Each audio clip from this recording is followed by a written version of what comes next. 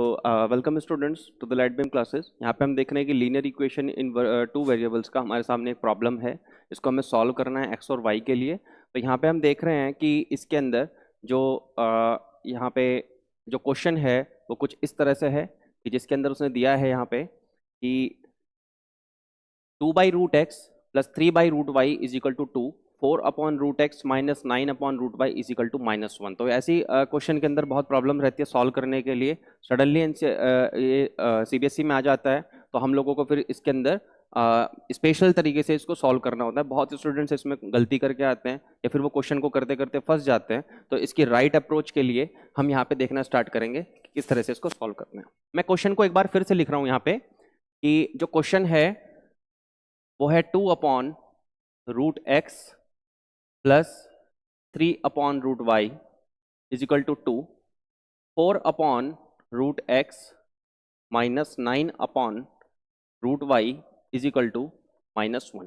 तो ये हमारे पास क्वेश्चन है और इस क्वेश्चन के अंदर अब हम इसे सॉल्व करना स्टार्ट करेंगे। सबसे पहले मैं आपको यहाँ पे ये बता दूं कि जो हमारे पास जनरली इक्वेशंस होती हैं लीनियर इक्वेशन वो किस तरह से होती है। वो होगी ऐसे 2x plus 9y is equal to या plus 3 is equal to 0, 5x minus 2y plus 9 is equal to 0। कुछ इस तरह की इक्वेशन होती हैं जिनको हम लोग सॉल्व करते हैं और उनके मेथड से आप अवेयर भी होंगे कि कैसे सॉल्व किया जाता है उनको। They are normal questions, they are ordinary questions, but in this question we see कि जो वेरिएबल हैं वो यहाँ पे डिनोमिनेटर के अंदर आ रहे हैं और डिनोमिनेटर के अंदर आ रहे हैं। इसका मतलब हमें कैसे सॉल्व करना पड़ेगा इसको।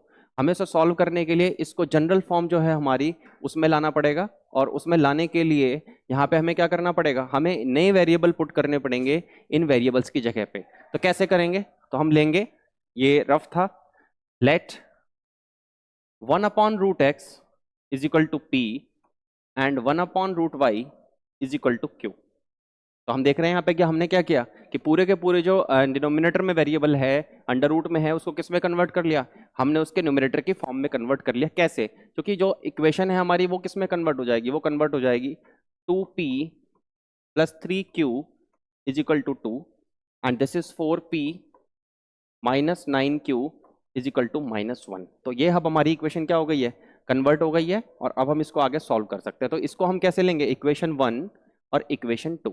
तो अब मैं यहाँ पे जो प्रेफरेबल मेथड लेता हूँ सॉल्विंग का वो है हमारा एलिमिनेशन मेथड। क्योंकि एलिमिनेशन मेथड में हम लोग क्या करते हैं कि एक वेरिएबल को वहाँ से तुरंत एलिमिनेट कर देते हैं और इक्वेशंस की जो कैलकुलेशन है उसमें भी हम लोग काफ़ी बच जाते हैं लंबी कैलकुलेशन करने से। तो यहाँ पे मैं क्या करूँगा, मैं एलिमिनेशन मेथड यूज़ करूँगा और एलिमिनेशन मेथड के अंदर प्रॉपरली उसको सीबीएसई में कैसे करना है। तो सॉल्यूशन यहाँ से स्टार्ट हुआ। उसके बाद आप देख रहे हैं कि यहाँ पे जो कोफिशिएंट है वो p का जो है यहाँ पे 2 है और नीचे वाली सेकंड इक्वेशन में p का 4 है, यहाँ पे q का 3 है और यहाँ पे q का कितना है 9।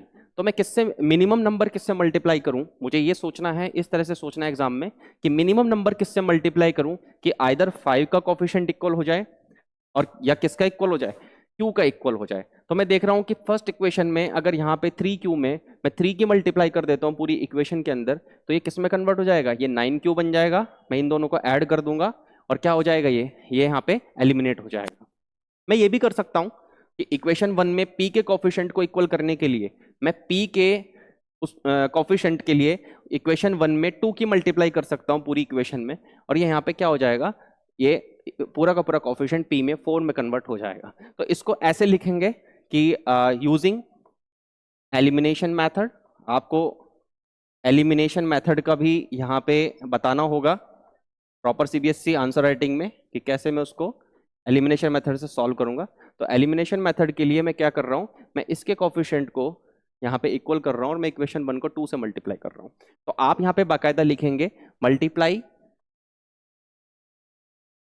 Equation 1 by 2। अब जब आप इसको 2 से मल्टीप्लाई कर लेंगे तब आप देखेंगे कि दोनों के साइन क्या है, यहाँ पे p के दोनों के साइन इक्वल हैं। तो अगर हम इन दोनों को ऐड करेंगे तो ये ऐड हो जाएंगे। हमें क्या करना है, हमें इनको एलिमिनेट करना है। तो एलिमिनेट करने के लिए हम क्या करेंगे, माइनस करेंगे। तो मैं एक स्टेप यहाँ पे आपका इंक्रीज कर रहा हूँ कि मैं इनको क्या लिख रहा हूँ, मल्टीप्लाई इक्वेशन 1/2।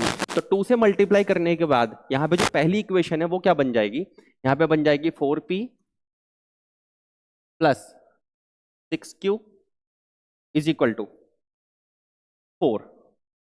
और जो सेकंड इक्वेशन है हमारी वो वैसे के वैसे ही रहेगी, और वो क्या बन जाएगी 4p minus 9q is equal to -1। तो ये इक्वेशन मैंने यहाँ पे इक्वेशन 3 ले ली, मैं इसको इक्वेशन 3 मान रहा हूँ। अब इक्वेशन 3 और इक्वेशन 2 में आप ये देखिए कि मुझे क्या करना है। इक्वेशन 3 और इक्वेशन 2 में मुझे माइनस करना पड़ेगा, क्योंकि 4p और जो 4p मैंने इक्वल किए हैं यहाँ पे कोफिशिएंट्स इन वेरिएबल्स के p के, वो दोनों के दोनों का साइन क्या है, दोनों का सेम है। तो आप यहाँ पे लिखेंगे सब्ट्रैक्टिंग इक्वेशन 2 फ्रॉम इक्वेशन 3 में से मैं इसको माइनस कर रहा हूं। आप चाहें तो यहाँ पे 2 में से भी 3 को या 3 में से 2 को किसी को भी माइनस कर सकते हैं। तो फ्रॉम 3 तो मैंने लिखा 4p plus 6q is equal to 4, और यहाँ पे हमारे पास है 4p minus 9q is equal to -1। तो यहाँ पे ये साइन चेंज करते टाइम आप याद रखें माइनस हो गया, ये माइनस जो है यहाँ पे क्या हो जाएगा, ये प्लस हो जाएगा। मैं इसको डिफरेंट पेन से शो कर रहा हूँ ताकि आप लोगों को कंफ्यूजन ना हो। ये मैंने माइनस किया तो क्योंकि साइन चेंज नीचे वाली इक्वेशन का होगा, यहाँ पे माइनस है तो मैं इसका प्लस कर दिया, और यहाँ पे क्या है हमारे पास, यहाँ पे माइनस है तो मैंने इसको क्या कर दिया, प्लस कर दिया। तो ऐसे करने से क्या हो गया, साइन चेंज हो गए। उसके बाद हम इसे सॉल्व करेंगे।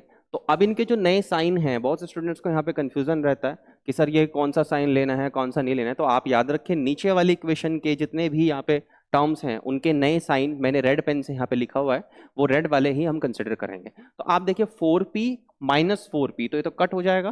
कट होने के बाद ये हो गया हमारा 6q plus 9q is equal to 4 and this is plus 1, तो इट विल बिकम 5।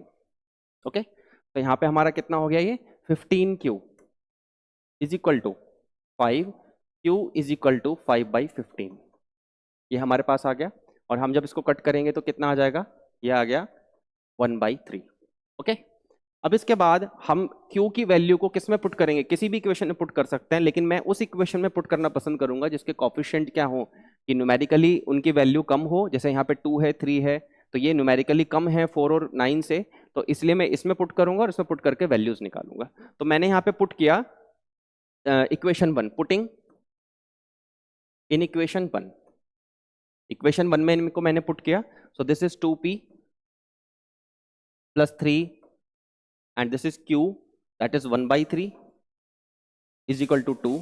3 से यहाँ पे 3 कट हो गया, तो 2p is equal to 2 and this is -1। यहाँ पे 3 से 3 कट हो जाएगा तो कितना बचेगा, 1 बचेगा। 1 को मैं उधर लेके चला गया हूँ स्टेप में, और यहाँ पे देखेंगे हम कि 2p इज इक्वल टू कितना बचा है, यहाँ पे 1 बचा है। p जो है वो हो गया हमारा 1/2। अब हम देखते हैं कि हमने क्या लिया था। हमने यहाँ पे लिया था p किसके इक्वल है, 1/√x। तो हम वैल्यूज रखते चले जाते हैं। पहले मैं p की वैल्यू रख रहा हूँ, बट p किसके इक्वल है, हम यहाँ पे देख रहे हैं 1/√x इज इक्वल टू 1/2। तो हम जब कंपेयर करेंगे तो √x किसके इक्वल आ गया, वो हमारा आ गया 2 के इक्वल। स्क्वायर करेंगे तो स्क्वायरिंग करने पे यहाँ पे हमें मिलेगा कि x किसके इक्वल है, 2 के स्क्वायर के, और वो 2 के स्क्वायर के इक्वल है, मतलब उसकी वैल्यू कितनी है, 4। यहाँ पे मैंने पुट कर लिया।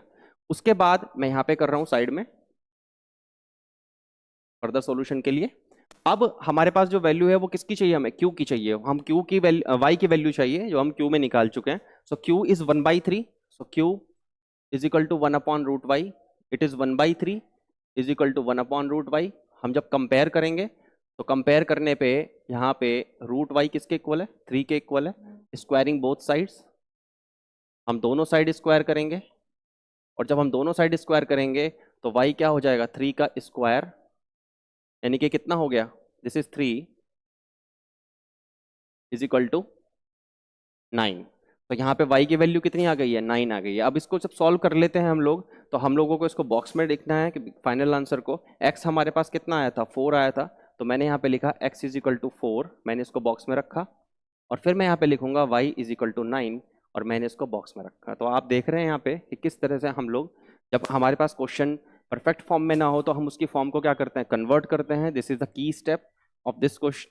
और कन्वर्ट करने के बाद हम उसको क्या करते हैं कि अपनी इक्वेशन की फॉर्म में ला करके उसको क्या करते हैं, उन वेरिएबल्स को सॉल्व करते हैं, और फिर उन वेरिएबल्स को दोबारा हम वैल्यू ले जाके कहाँ रखते हैं, उन्हीं वेरिएबल्स में रखते हैं जो हमने वहाँ पे लेट किए थे। और इस तरह से हम परफेक्ट सॉल्यूशन इसका यहाँ पे निकालते हैं। 2 चीज़ें आप माइंड करें इसके अंदर जो मैंने लिखी हैं, पहली चीज तो ये लिखिए कि एलिमिनेशन मेथड आपको लिखना जरूरी है। कुछ स्टूडेंट्स यहाँ पे मेथड नहीं लिखते, जा रहे शुरू हो जाते हैं क्वेश्चन करने के लिए।